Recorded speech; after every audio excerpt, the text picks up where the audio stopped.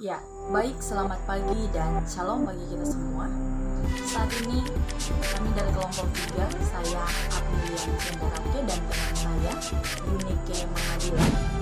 Kami akan mempresentasikan materi kami, yaitu yang pertama, apakah Allah ada, dan yang kedua, buktikan keberadaan Allah. Nah, untuk mengetahui jawabannya, mari kita simak video berikut. Ya, baik teman-teman, langsung saja materi yang pertama, yaitu apakah Allah ada. Ketika kita sekalian ditanya, teman-teman semua ditanya tentang apakah Allah ada, pasti sebagian kita masih bingung, apakah Allah ada. Nah, materi yang pertama, apakah Allah ada? Jawabannya adalah ya, Allah ada.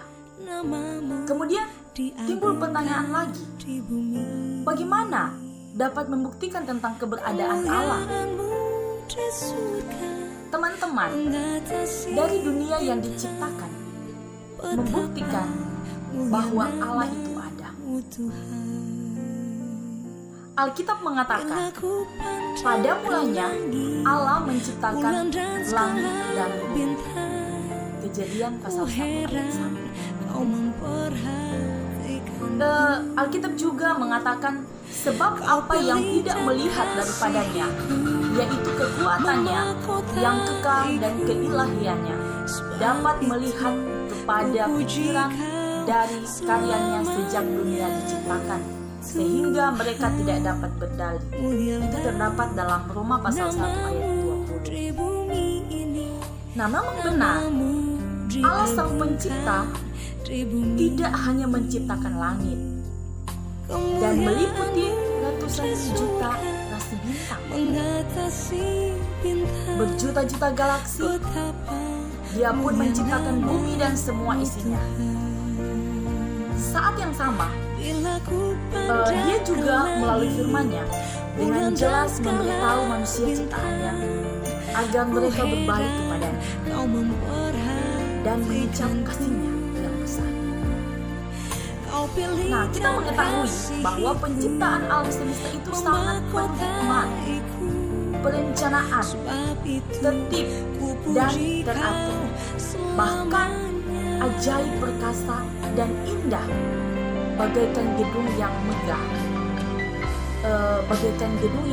Baik dari bentuk dari luar maupun struktur yang di dalam, di mana-mana menyatakan bahwa di balik semuanya itu pasti ada seorang arsitek dengan rancangan insinyur yang cermat. Karena itu, keberadaan gedung itu sudah membuktikan bahwa ada orang yang merancang dan membangunnya. Ya, meskipun sekarang kita tidak dapat melihat mereka, tetapi kita dapat menyangkal bahwa ada orang yang merancang dan membangunnya. Lagi pula bila ada setumpuk bahan bangunan ditumpuk di suatu lingkungan, tentunya itu tidak sendirinya tertumpuk dengan begitu saja secara otomatis tertumpuk. Pasti kalau misalkan ada orang yang baru datang, kemudian dia melihat ada sesuatu yang tertumpuk di situ, dia kan tidak melihat siapa yang membuat seperti itu sehingga dia tertumpuk begitu. Tetapi secara tidak langsung, kita pasti berpikir pasti ada orang yang menumpuknya di situ. Tetapi kita tidak melihat. Tapi di pikiran kita pasti ada orang yang menumpuknya di situ. Nah, alam semesta yang begitu luas, tanpa batas, yang tidak dapat kita pahami ini, apakah muncul dengan sendirinya? Nah, ini pertanyaan yang sangat sudah menjadi pertanyaan bagi banyak orang. apakah muncul dengan sendirinya? Bukankah hal ini membuktikan betapa agungnya Tuhan Sang Pencipta? Seperti yang ditemukan oleh para ilmuwan, seluruh alam semesta sangat tertib, teratur. Sungguh membuat manusia tidak dapat tidak mengagumi dan memuji keajaiban dan keagungan Sang Pencipta. Sebenarnya jasa para ilmuwan bukanlah menciptakan, melainkan menemukan. Ya, mungkin ada yang bertanya, alam semesta ini timbul dari sekali ledakan yang dahsyat. Coba kita pikirkan, bila tidak ada benda, bagaimana dapat terjadi ledakan? Lebih lanjut, ledakan hanya dapat menghasilkan kekacauan. Tidak mungkin menghasilkan keteratur sel-sel dalam tubuh manusia, dan dari semula sudah ada hukumnya. Ketika penemuan manusia semakin banyak, maka ia semakin rendah hati mengakui bahwa manusia begitu kecil. Tidak heran bila ada statistik yang menyatakan bahwa selama sejarah, di antara 300 ilmuwan yang terkenal, 90% di antaranya adalah orang Kristen, termasuk Newton dan Einstein. Bahkan Darwin, orang yang mencetuskan teori evolusi. Di kemudian hari ia juga berbalik kepada Allah yang benar. Percaya Yesus Kristus. Lagi pula pada tahun 1969, 3 orang astronot yang pertama kali mendarat di atas bulan adalah orang yang percaya dan bersandar pada Yesus Kristus. Nah, ketika mereka mendarat sampai ke bumi, mereka juga pernah dari sudut pandang ilmu pengetahuan membuktikan keberadaan Tuhan Sang Pencipta. Einstein pernah berkata, Allah yang maha tinggi melalui perkara yang kecil yang dapat dirasakan dalam hikmat kami yang lemah menyatakan keberadaannya. Terhadap hal ini, saya merasa yakin sepenuhnya. Begitulah munculnya kepercayaan saya dalam lubuk hati yang dalam. Saya yakin ada suatu kemampuan, hikmat yang diekspresikan dalam alam semesta ini yang tidak terbayangkan. Ini merupakan keyakinan terhadap Allah. Itu perkataan Einstein.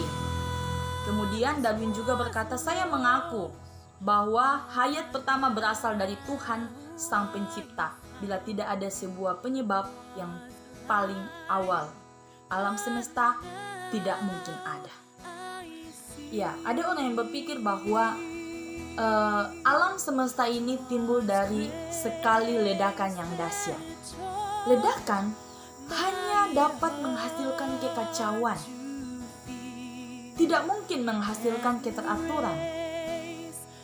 Sama seperti sebuah kota setelah mengalami gempa bumi yang dahsyat. Tidak mungkin kota itu berubah menjadi kota yang pemandangannya lebih indah. Jika demikian berarti tidak perlu untuk membangun ulang. Ketika gempa bumi datang, kan semuanya rusak. Tsunami datang, semuanya hancur. Tidak usah kita membangun ulang, karena ketika semuanya itu terjadi, pasti semua akan indah.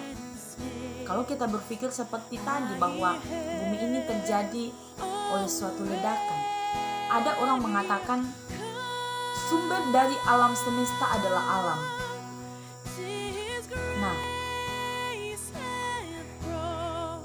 orang yang memiliki pemikiran demikian adalah orang yang mendewa-dewakan alam.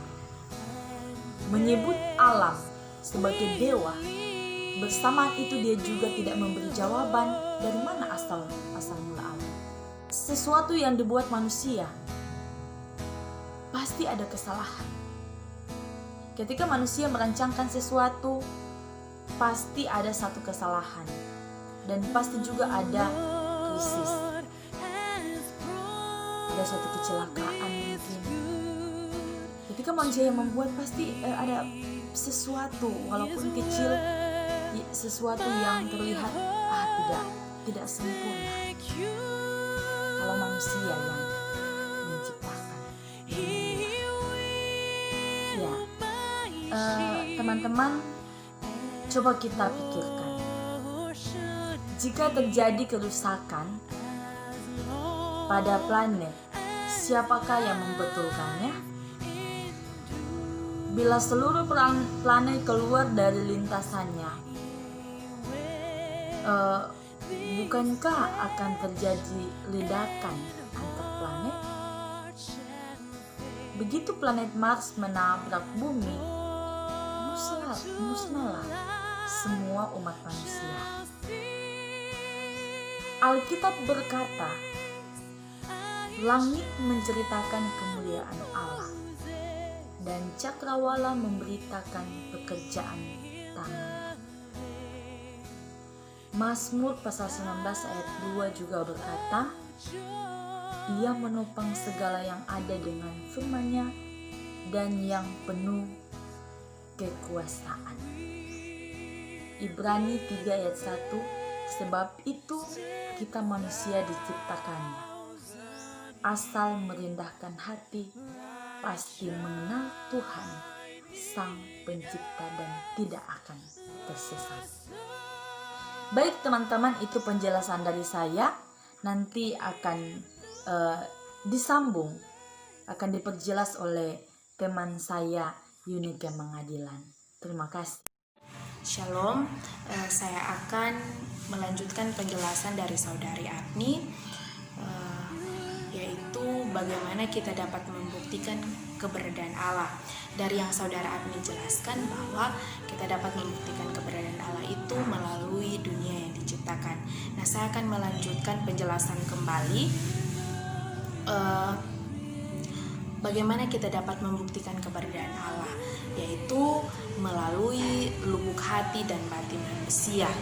Nah, ketika Allah menciptakan dunia ini, Allah juga menciptakan 3 macam hayat, termasuk hayat tumbuh-tumbuhan, kemudian hayat binatang, dan hayat manusia.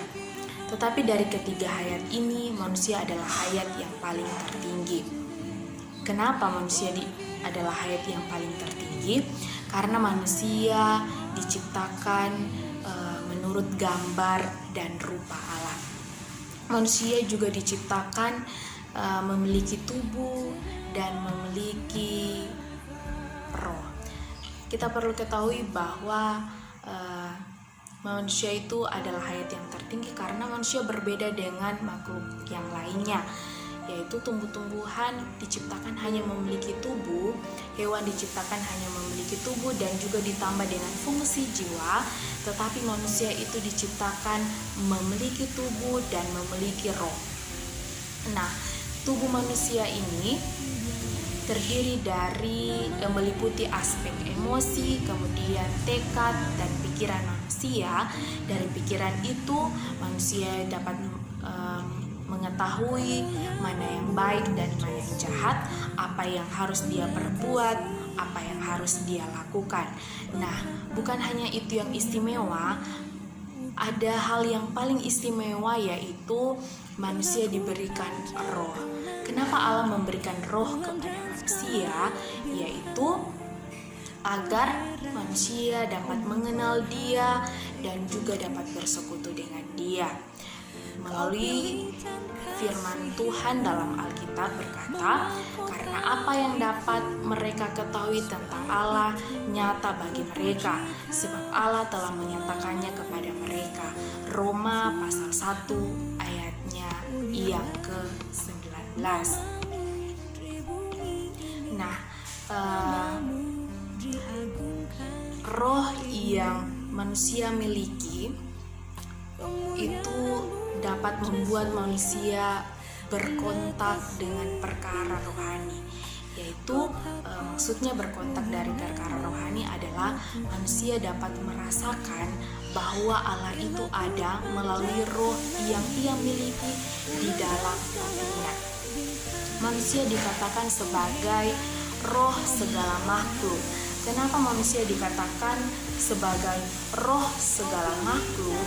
Karena dari semua ciptaan yang Allah ciptakan di dunia ini, manusia satu-satunya yang memiliki roh, sehingga manusia dikatakan bahwa makhluk, dikatakan bahwa roh segala makhluk. Nah, teman-teman, bagaimana kita dapat membuktikan keberadaan Allah yang nyata secara jasmani? Bahwa kita dapat membuktikan keberadaan Allah itu melalui dengan dunia yang diciptakan. Memang itu benar, tetapi kita juga dapat mengenal Allah itu melalui roh yang ada di dalam diri kita. Bukan hanya secara jasmani kita dapat mengenal Allah melalui ciptaannya, tetapi Allah memberikan roh kepada kita, yaitu dengan maksud bahwa kita dapat mengenal Allah yang adalah roh itu. Kita dapat mengetahui pribadi Allah melalui kebenaran firman Tuhan yang telah kita baca. Nah, roh itu ada dalam diri manusia dengan tujuan bahwa ketika kita membaca kebenaran firman Tuhan itu, kita bukan hanya berpikir saja, tetapi roh yang akan membantu kita untuk mengetahui, untuk memahami kebenaran firman Tuhan itu. Sehingga melalui kebenaran yang kita baca, kita tahu bahwa Allah itu ada. Walaupun Allah itu kita tidak dapat lihat melalui mata jasmani kita tidak dapat memegang Allah itu dengan tangan kita tidak dapat merasakan dengan tubuh jasmani kita, tetapi kita dapat merasakan melalui roh yang ada di dalam diri kita. Nah, roh ini memang sangat penting dalam kehidupan kita, karena melalui roh itu kita dapat mengenal Allah. Allah memberikan roh itu bukan dengan tidak ada tujuan, tetapi Allah memberikan roh itu karena roh itu sangat penting bagi kehidupan manusia. Nah, teman-teman yang diberkati Tuhan, ketika manusia itu hanya mengenal Allah dan membuktikan Allah dari ciptaan yang ada di dunia ini, maka kadangkala manusia itu tidak mengerti Allah secara sepenuhnya. Artinya bahwa mereka hanya tahu Allah itu yang menciptakan dunia ini dan segala isinya, tetapi ketika roh itu ada dalam kehidupan kita dapat mengenal Allah secara detail. Kita dapat mengetahui Allah itu pengasih, Allah itu penyayang, Allah itu kita tidak bisa lihat dengan kasat mata. Allah itu walaupun kita tidak bisa lihat secara kasat mata, tetapi kita dapat mengetahuinya, kemudian kita dapat merasakannya melalui roh yang kita miliki. Nah, untuk mengenal Allah memang kita perlukan secara jasmani dan juga secara rohani. Secara jasmani yaitu melalui ciptaannya, secara rohani yaitu melalui roh yang Tuhan anugerahkan di dalam diri kita. Nah, teman-teman yang diberkati Tuhan, oleh sebab itu dari penjelasan yang sudah dijelaskan oleh saudari Agni itu dan yang saya jelaskan pada saat ini itu memiliki kesinambungan. Artinya bahwa kita juga dapat mengenal Allah melalui dunia yang diciptakan, yaitu secara jasmani kita mengenal Allah, dan juga kita dapat mengenal Allah secara rohani, yaitu melalui batin, melalui lubuk hati kita yang di dalamnya ada roh, sehingga kita dapat mengenal Allah secara jasmani melalui ciptaannya, dan juga kita dapat mengetahui dan mengenal Allah, membuktikan Allah secara rohani melalui roh yang ada dalam diri kita. Sehingga dari materi ini, yaitu bagaimana kita dapat membuktikan Allah, membuktikan keberadaan Allah. Kami mengambil kesimpulan, saya dan saudari Apni mengambil kesimpulan bahwa kita dapat membuktikan keberadaan Allah itu melalui dunia yang diciptakan, melalui tumbuh-tumbuhan, melalui hewan-hewan, kemudian melalui segala jenis ciptaan Tuhan yang ada di dunia ini. Dan selanjutnya kita juga bukan hanya mengenal Allah melalui jasmani, yaitu melalui dunia yang Allah ciptakan, yang Allah nyatakan kepada kita, tetapi kita dapat juga mengenal Allah melalui rohani kita, yaitu melalui roh yang Tuhan anugerahkan dalam kita, sehingga kita lebih lagi untuk mengenal Allah melalui kebenaran firman Tuhan yang telah kita baca. Kita merasakan keberadaan Allah itu bukan melalui ciptaan, bukan hanya melalui ciptaan yang ada di dunia ini, tetapi kita dapat mengetahui keberadaan Allah dan kita dapat berkontak dengan perkara rohani, yaitu melalui roh yang ada di dalam diri kita, yang telah Tuhan nyatakan dalam diri kita, sehingga roh itu membuat kita mengenal Allah. Roh itu dapat membuat kita bersekutu dengan Allah. Jadi teman-teman yang diberkati Tuhan, itulah materi kami tentang bagaimana kita dapat membuktikan keberadaan Allah, yaitu secara jasmani dan juga secara rohani. Secara jasmani yaitu melalui dunia yang diciptakan, dan secara rohani yaitu melalui roh yang ada di dalam diri kita, sehingga kita dapat bersekutu, sehingga kita dapat lebih mengenal Allah. Kiranya dari materi yang kami bawakan dari saya dan Apni dapat menjadi berkat bagi teman-teman, kemudian dapat menjadi pengetahuan bagi teman-teman, sehingga kita boleh menjalani kehidupan kita tidak lagi bingung apakah Allah itu ada, apakah kita dapat membuktikan keberadaan Allah itu. Dan saya mengharapkan dari materi yang kami telah jelaskan ini dapat menjadi pegangan bagi teman-teman sekalian. Shalom, Tuhan Yesus memberkati kita semua.